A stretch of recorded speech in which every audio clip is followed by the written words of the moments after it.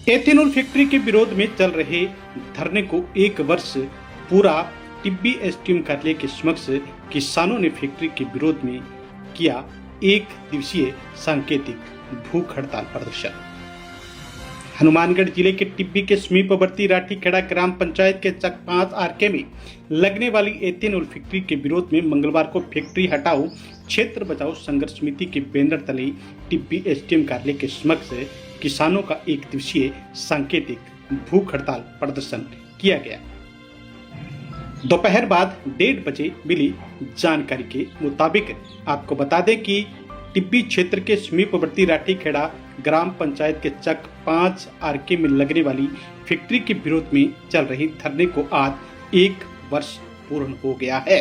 इस मौके पे धरना प्रदर्शन के दौरान किसान नेता जगजीत सिंह डल्लेवाल व अभिमन्यु कुम्हाड़ किसानों के बीच में पहुंचे। इस मौके पे किसान नेताओं ने एथेनॉल फैक्ट्री के दुष्प्रभावों के बारे में बताया और कहा कि सरकारें कॉरपोरेट घरानों को फायदा पहुंचाने का काम कर रही है। किसान व आम जनता को ये सरकारें कीड़े मकोड़े के समान समझती है। सुनिए किसान नेता जगजीत सिंह डल्लेवाल, अभिमन्यु कुम्हाड़ और पूर्व उप जिला प्रमुख शबनम गोदारा ने क्या कहा है।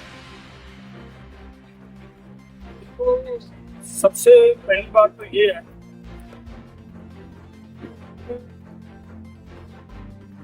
देश के आम नागरिक को इसलिए भूख हड़ताल पे बैठना पड़े कि वो चाहे कि हमें साफ सुथरा पानी मिले, साफ सुथरी हवा मिले। जो एक गवर्नमेंट की सरकार की जिम्मेदारी होती है अपने पब्लिक को, अपने लोगों को ये वस्तुएं प्रोवाइड करवाना, स्वस्थ रखना अपने लोगों को, तो सरकार की एक रिस्पॉन्सिबिलिटी हुआ करती है और लोगों को उसके लिए आंदोलन करना पड़ रहा है।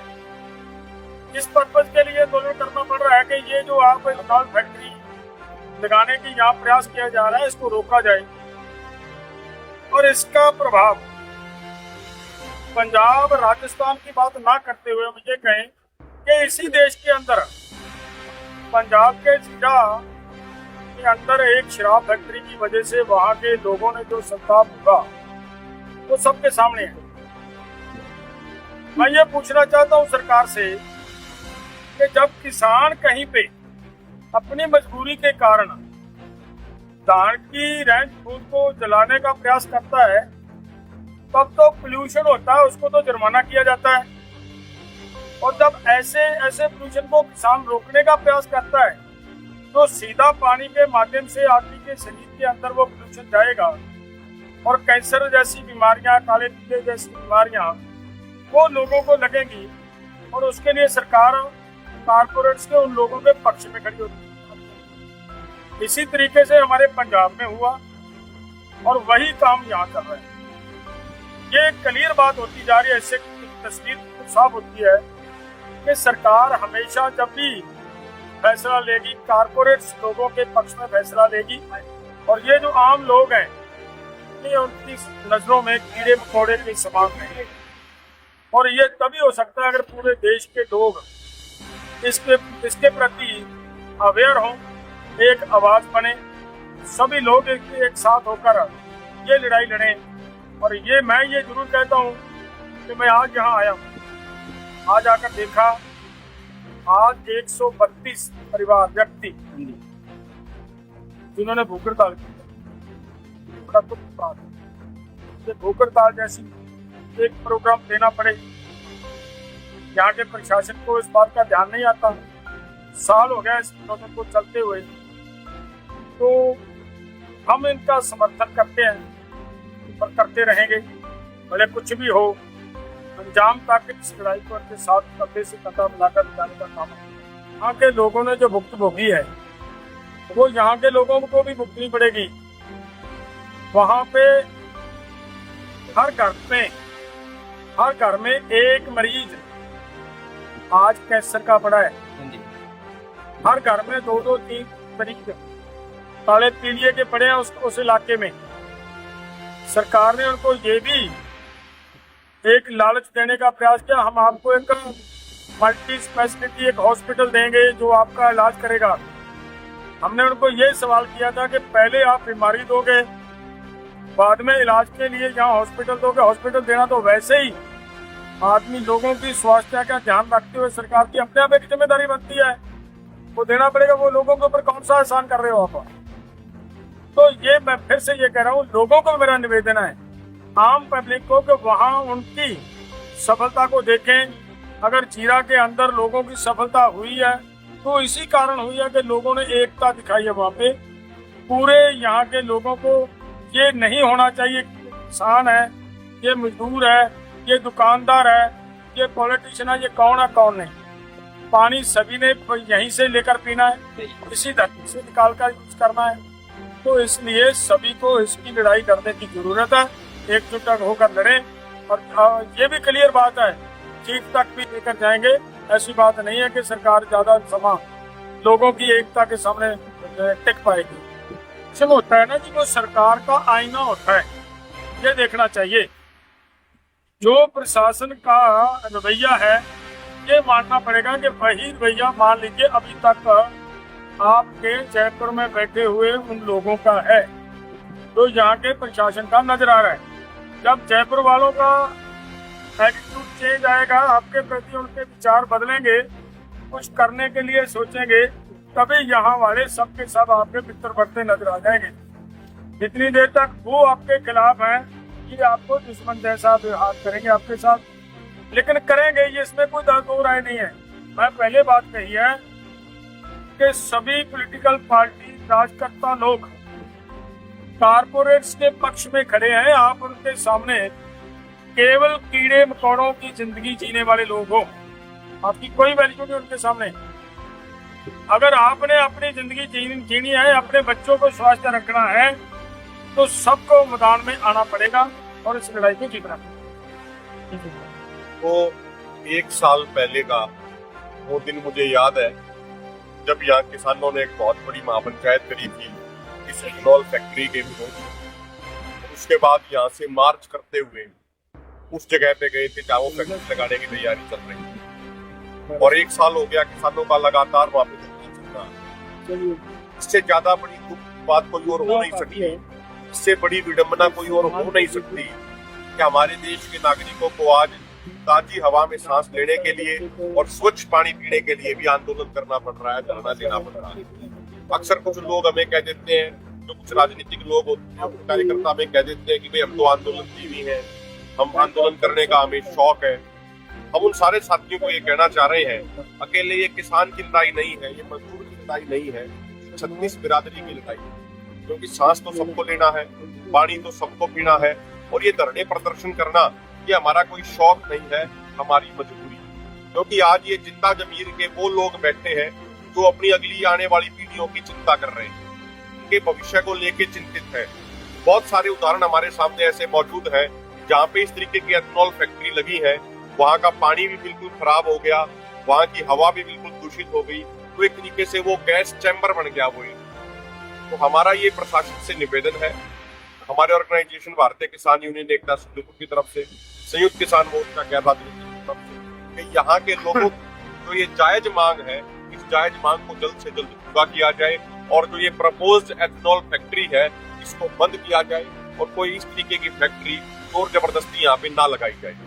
हमारी सरकारें बात करती हैं कि भाई हम विकास करना चाहते हैं, लेकिन विकास तो तब होगा ना जब जिस जगह पे वो विकास करना चाह रहे हैं वहां के लोग भी उससे सहमत हो। सरकारें तो ये कर रही हैं कंपनियों के साथ मिलके कि हमारा जबरदस्ती का विकास करना चाह रहा है। उससे जल्द आदेश जारी किए जाए और इस एथेनॉल फैक्ट्री को परमानेंटली बंद किया। इसके पीछे एक बहुत लंबी स्ट्रेटेजी के तहत बड़े बड़े कॉर्पोरेट घराने, बड़े बड़े कंपनियों वाले सरकारों के साथ मिलकर काम करते हैं। बहुत लंबे समय से, खासकर 1990 के दशक से, जब से ग्लोबलाइजेशन, लिबरलाइजेशन, प्राइवेटाइजेशन की नीतियां आई है, तब से एक इस तरीके की पॉलिसी बनाई गई है कि किसानों को उनकी जमीनों से बेघर किया जाए, किसानों को उनकी फसलों की उचित कीमत न दी जाए। क्योंकि जब किसानों को फसलों की उचित कीमत नहीं मिलेगी तब जाके किसान कर्जदार होगा, जब किसान कर्जदार होगा तो वो अपनी जमीन बेचने में मजबूर। उसी षड्यंत्र के तहत ये सारी चीजें चल रही हैं। और जो कॉर्पोरेट घराने हैं उनके मेन तौर पे 2 एजेंडे हैं। पहली उनकी नजर है उपजाऊ भूमि पे। जब 2020-21 के दौरान कोरोना आया था तो उस कोरोना के दौरान इन बड़े बड़े कॉर्पोरेट घरानों ने ये देख लिया कि और अन्य तमाम फैक्ट्रियों पे ताले लग गए, लेकिन एकमात्र कृषि क्षेत्र ऐसा क्षेत्र था जो उस समय भी +3.6% की दर से ग्रोथ कर रहा था।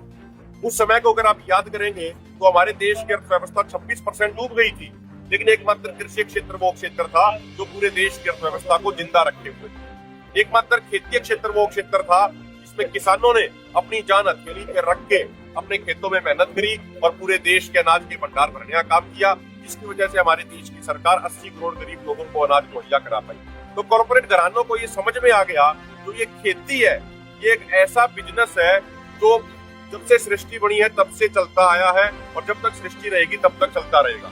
अन्य जो फैक्ट्री है उनको कभी ताले लग जाते हैं, उसमें कभी कुछ और हो जाता है, तो इसके बड़े बड़े कॉर्पोरेट घराने इस उपजाऊ जमीन पर अपनी नजर बनाए हुए हैं और वो किसी भी तरह से इस जमीन पर कब्जा करना चाहते हैं और इस जमीन पर कब्जा करने के लिए वो तमाम हथकंडे अपना रहे हैं। और उनका जो टारगेट है वो ये है कि जब किसानों के पास जमीन नहीं रहेगी तो जिन किसानों की जमीन छीनी जाएगी वही किसान बंधुआ मजदूर के तौर पे उन्हीं कंपनी मालिकों के पास मजदूरी करने के लिए मजबूर हो जाएंगे जिन कंपनी मालिकों ने किसानों की जमीनें छीनी। तो एक पूरे ऑल ओवर वर्ल्ड, सिर्फ भारत में नहीं, ऑल ओवर वर्ल्ड एक ये षड्यंत्र चल रहा है।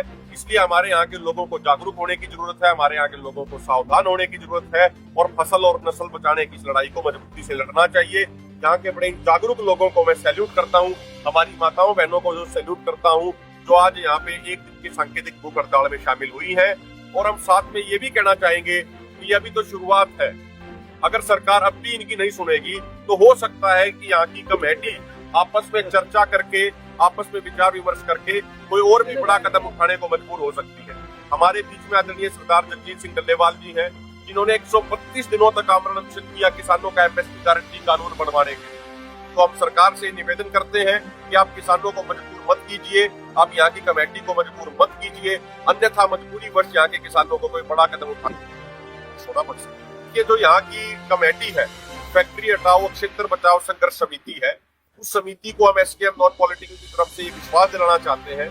और पहले दिन जब हम आए थे हमने जब भी इनसे वादा किया था कि जब भी यहाँ की कमेटी हमें जो भी आदेश दे हम तन मन धन से उसका पूरा सहयोग करेंगे, पूरा समर्थन करेंगे। अगर ये बड़ी महापंचायत रखेंगे तो हरियाणा से, पंजाब से लोगों को मोबिलाइज कराने का भी प्रयास करेंगे और अन्य कोई भी सहयोग की जब ये हमारे सामने बात रखेंगे तो पूर्ण मजबूती से कंधे से कंधा मिला के इनका साथ किया जाए। इसमें ये कहना चाहती हूँ कि मानवता को बचाने के लिए तो संघर्ष हम लोग यहाँ से कर रहे हैं। के खिलाफ हम लोग 100 दिन से यहाँ बैठे हैं, हमारी माताएं, बहनें, बुजुर्ग, भाई सब इसमें लगे हुए हैं। इन सबका तहे दिल से धन्यवाद करती हूँ और इस बात की चिंता भी जताती हूँ कि 100 दिन उनको बैठे हुए हैं, लेकिन सरकार को इसके लिए चिंता नहीं। आप और हम सब जानते हैं कि पर्यावरण प्रदूषित है, चाहे वो पर्यावरण जल का है, चाहे स्थल का है, चाहे नभ का है, और जो अंडरग्राउंड वाटर है उसको भी प्रदूषित करने की जो तैयारी चल रही है। हम इस मुहिम में आखिर तक लड़ेंगे जब तक हम इस फैक्ट्री को यहाँ से उठाएं। और आप भी सब लोग जानते हैं कि हम लोगों ने प्रदूषित पानी के खिलाफ तो पंजाब से आ रहा था, जिसमें 8 जिलों के 2 करोड़ लोग उससे प्रभावित थे। हमने एनजीटी तक उसकी लड़ाई लड़ी और पंजाब के खिलाफ हमने 50 करोड़ का जुर्माना लगवाया और आगे भी हम सब लोग मिलकर इस लड़ाई को लड़ेंगे, तो जारी रहेंगे।